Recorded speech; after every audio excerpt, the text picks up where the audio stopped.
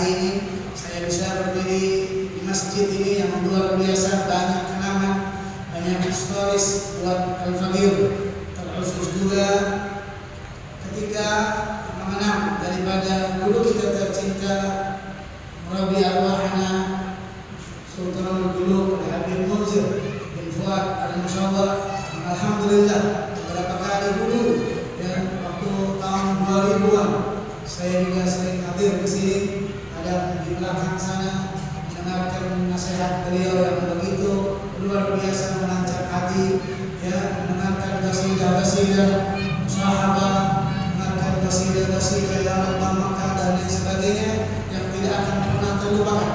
Alhamdulillah pada hari ini saya bisa hadir di sini atas daripada undangan daripada Al-Habib Nabil. Alhamdulillah, mudah-mudahan perkumpulan ini tidak hanya di dunia, insyaallah di akhirat bersama mereka-mereka wali Allah Subhanahu wa taala. Amin. Ya Rabbal alamin. Sebenarnya saya tidak pantas untuk berbicara menasihati antum-antum. Antum-antum ini luar biasa, cintanya luar biasa. Kapan waktu ada acara majelis taklim pasti antum duluan datangnya. Ya, Nabi Muhammad sudah melihat ya, bagaimana perjuangan yaitu para pejuang majelis Rasulullah, para pejuang majelis Nurul Mustafa dan majelis-majelis di mana saja, khususnya di daerah Jakarta, semuanya luar biasa. Di mana ada majelis, di situ ada pemuda-pemuda yang luar biasa memuliakan, memuji dan mensyiarkan daripada syiar-syiar Allah Subhanahu wa taala. Kita doakan terus pemuda-pemuda Jakarta terus mencintai baginda Nabi Muhammad sallallahu alaihi wasallam sebagaimana impian daripada guru kita Habib Munzir bin Fuad Al-Musyawwar, Habib Hasan bin Ja'far As-Sagar yang kita kenal. Beliau adalah sahabat di dunia wal akhirat, sahabat di dunia dan juga sahabat di akhirat.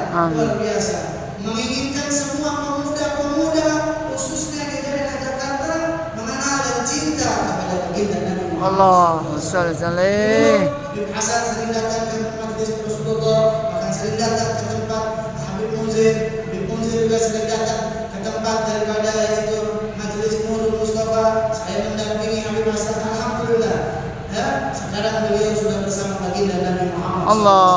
Kita, bagaimana kecintaan kita kepada guru-guru kita? Apakah kita diam? Apakah kita kurang daripada semangatnya? Atau kita tunjukkan bahwa kita adalah orang-orang yang mencintai beliau dan tidak akan mengecewakan beliau? Amin. Ya Rabbal alamin. Hadirin, tidak panjang lebar saya mengingat daripada nasihat Nabi kita Muhammad sallallahu alaihi wasallam. Karena semua rata-rata di sini anak-anak muda, dan saya juga masih muda, ya. Apa beliau katakan di sini? Tanim khamsan dan khamsan. Kata Nabi, kita hidup di dunia ini ingat 5 sebelum yang 5 datang. Ingat berapa? 5 sebelum 5 datang. Yang pertama Nabi katakan syababaka qabla haramika. Masa mudamu sebelum masa tuamu datang. Jadi masa muda ini betul-betul harus diperhatikan. Karena orang tua kalau ditanya, jadi tua bagaimana? Misal dia, kenapa dulu waktu muda nggak datang ke majelis taklim? Kenapa waktu muda nggak begini dan begitu? Makanya masa muda ini betul-betul sangat diperhatikan. Bahkan dikatakan dalam satu makalah, ta'ajjaba rabbuka min sya'in nasihatih. Allah Subhanahu wa taala bangga ya kepada anak-anak muda yang mana menghabisi waktu mudanya dengan kebaikan-kebaikan, mengisi waktu mudanya dengan hal-hal yang positif, hadir di majelis taklim, gabung di majelis taklim, bersolawat dan lain sebagainya, hal-hal positif dia kerjakan. Maka Allah Taala bangga, bahkan dibanggakan oleh Allah Subhanahu wa taala kepada malaikat-malaikat Allah Subhanahu wa taala. Wahai malaikat, lihat itu anak-anak muda yang harusnya mereka mengisi dengan yang tidak baik, tapi dia sallallahu alaihi Muhammad. Jadi siapa masa mudamu sebelum masa tuamu datang. Ya, kenapa masa muda? Karena masa muda sangat diperhatikan. Ya, syukurnya juga. Terus apa yang harus diperhatikan dari masa muda ini? Ketika masa muda masih muda seperti ini, ya, dari saya seperti ini harus diperhatikan. Yang pertama ilmu. Ta'alam, fa'inal ilma zayyinun li ahli. Kita harus belajar. Jangan mau kita menjadi orang bodoh. Umat muslimin muda-mudanya jangan jadi orang muslim kuat datang daripada pikiran. Harus belajar. Jangan sampai kita tidak belajar. Karena orang yang tak belajar menjadi orang bodoh. Kalau orang bodoh jauh dari rahmat Allah Subhanahu wa taala. Belajar. Ya? Jangan kita menjadi anak-anak muda yang cuma bisa ngomong, oh ini ayah saya, oh ini kakek saya. Jangan. Kata Imam Malik, laisal fata man yaqulu ana. Nah, lakinan fata nada.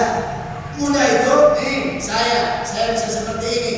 Alhamdulillah, guru kita Habib Hasan, guru kita Habib Muzin itu mengajak semuanya anak-anak muda untuk menjadi betul-betul muda yang dicintai oleh Allah Subhanahu wa taala dan dicintai oleh baginda Nabi Muhammad SAW. Mengajak semuanya anak-anak muda dari pelosok Jakarta, Jakarta Barat, Jakarta Timur, Jakarta Utara, Jakarta semuanya berkumpul untuk memuji baginda Nabi Muhammad SAW, untuk berkiblat, mengidolakan satu idola Nabi Muhammad.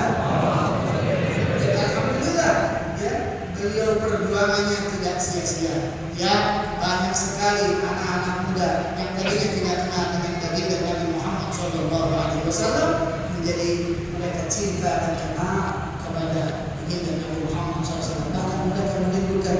Tidak sedikit orang-orang yang tadinya tidak tahu dengan pesantren karena dia rajin ke majelis Rasulullah, dia rajin ke majelis Nurul Mustafa, dia rajin ke majelis yang lain, akhirnya mengubah daripada pikirannya yang tadinya ingin selain pesantren jadi datangnya ke pesantren sehingga agamanya lebih diperhatikan. Begitulah keinginan mereka guru-guru kita, pengen semuanya mencintai baginda Nabi Muhammad Sallallahu Alaihi Wasallam. Karena itu selagi masih muda, mari kita pakai masa muda ini dengan baik. Jangan sampai masa muda ini dipakai untuk hal-hal yang tidak baik, ya, apalagi yang haram, pacaran, judi online dan lain sebagainya, hal yang tidak diinginkan oleh Allah Subhanahu Wa Taala dan tidak diridhai oleh baginda Nabi Muhammad Sallallahu Alaihi Wasallam. Banyak sekali daripada tempat-tempat yang bisa memberikan keberkahan buat kita. Jangan disia-siakan. Kita nggak tahu yang namanya waktu.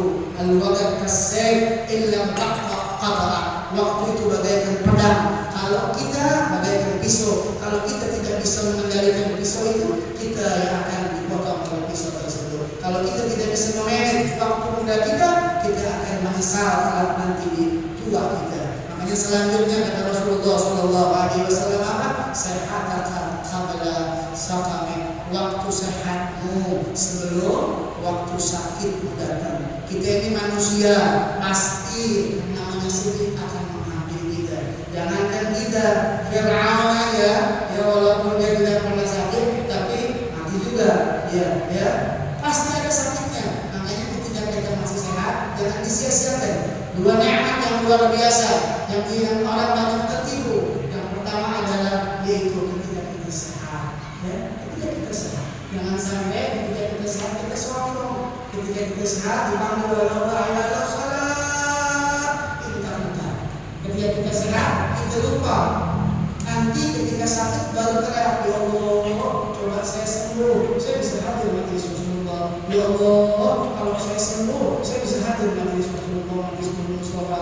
Ya Allah, kalau saya sembuh, nanti pas bagian sembuh dia lupa kepada Allah Subhanahu Wa Taala. Sebaliknya, ketika sembuh dia maksiat sama Allah Subhanahu Wa Taala. Alhamdulillah, jangan sampai seperti itu. Ketika kita sehat, ayo perhatikan, jangan sampai kesehatan ini menjadi yaitu fitnah buat kita. Oh sehat, akhirnya apa yang terjadi? Dia makan sebanyak-banyaknya sehingga sakit. Dia tidak memikirkan bagaimana caranya kesehatan itu dipakai buat baik. Ya, karena apa? Karena kesehatan itu pun nikmat yang luar biasa, yang hanya bisa merasakan kenikmatan sehat itu orang sakit. Ketika orang sakit baru bisa merasakan nikmat sehat itu luar biasa. Ya, bahkan kehidupan udara yang kita hirup ini karena kita sehat, kita merasakan. Tapi kalau kita sakit, susah, bahkan mahal menghirup udara daripada yang diberikan oleh Allah Subhanahu Wa Taala. Ya, jangan sampai kita daripada tergiur dari yaitu kesehatan kita sehingga kita melupakan Allah Subhanahu Wa Taala. Selanjutnya kata baginda Nabi Muhammad Sallallahu Alaihi Wasallam, yaitu apa? Beliau mengatakan ghinaha qabla faqrika. Kayamu ketika engkau punya harta, ya ketika engkau yang bisa dibagikan untuk orang yang membutuhkan atau apapun itu. Ya, kita punya harta kita bagikan. Kamu masih kaya, jangan sampai nanti udah miskin baru pengen utang. Ketika punya harta, ayo berkorban. Antum punya majelis Rasulullah, antum punya harta, bantu majelis ini.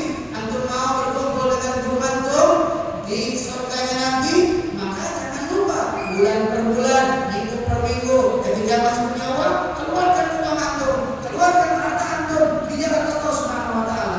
Kenapa? Karena harta yang kita punya itu sebetulnya harta yang diberikan untuk jalan Allah Subhanahu wa taala. Harta yang kita pakai akan menjadi kotoran.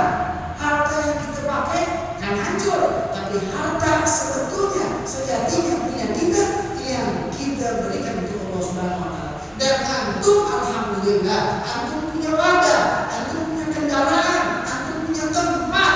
Guru kita Habib Anak Munzir sudah menyediakannya di majelis taklim. Ini punya antum, mari kita jangan takut, kita jangan takut mengeluarkan harta kita. Kita jangan pura-pura tidak lihat, jangan pura-pura budak, jangan pura-pura buta. Kita punya harta kita keluarkan.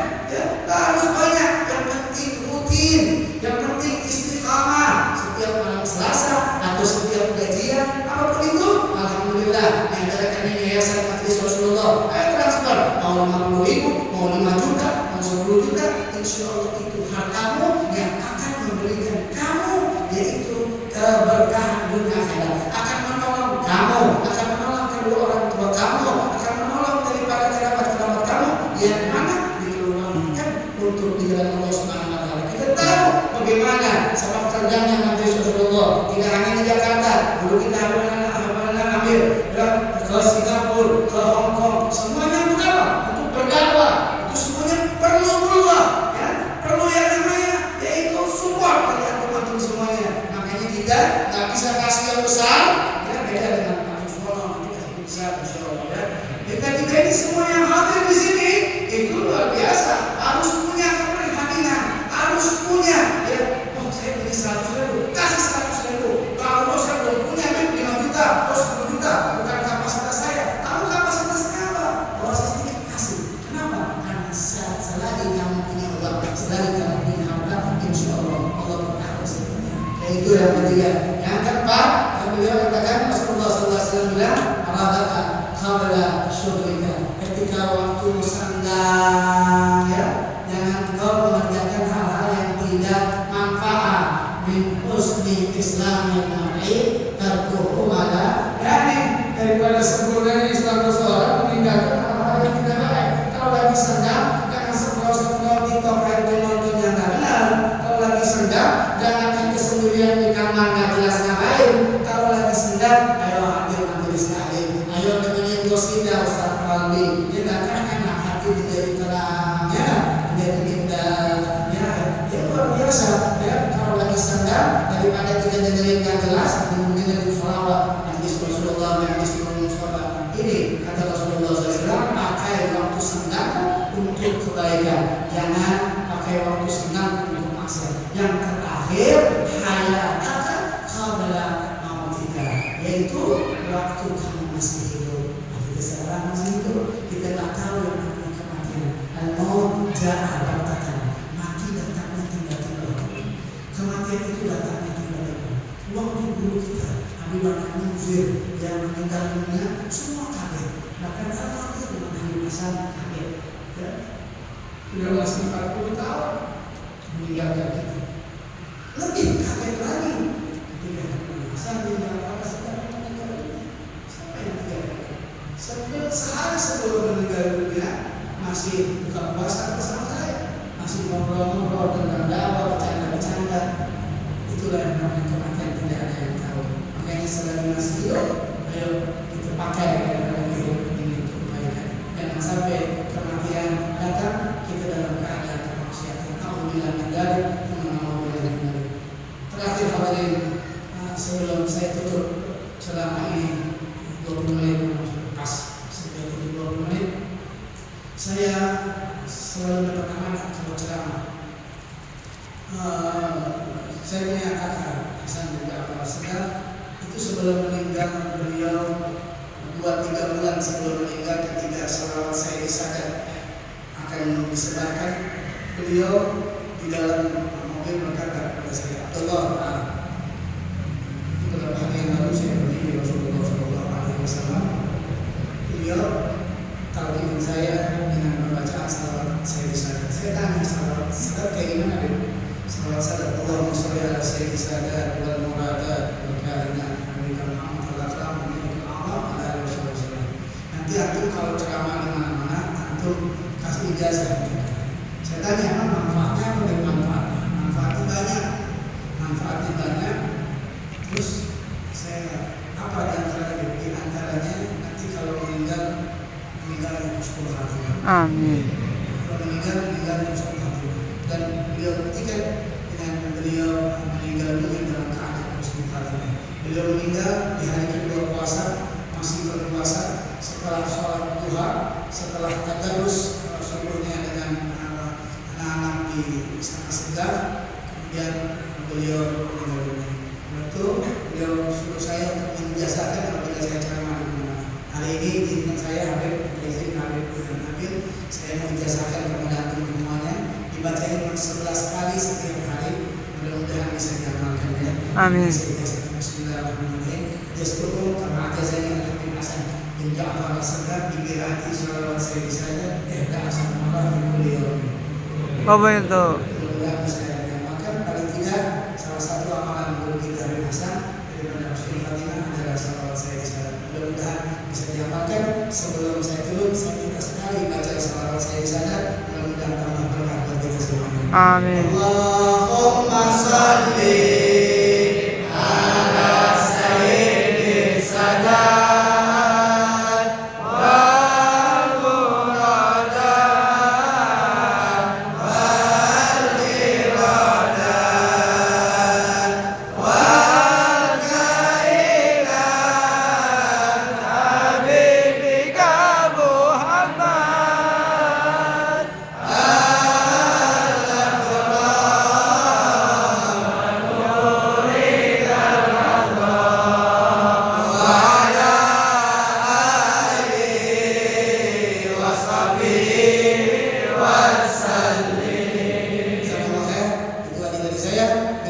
Assalamualaikum warahmatullahi wabarakatuh. Waalaikumsalam.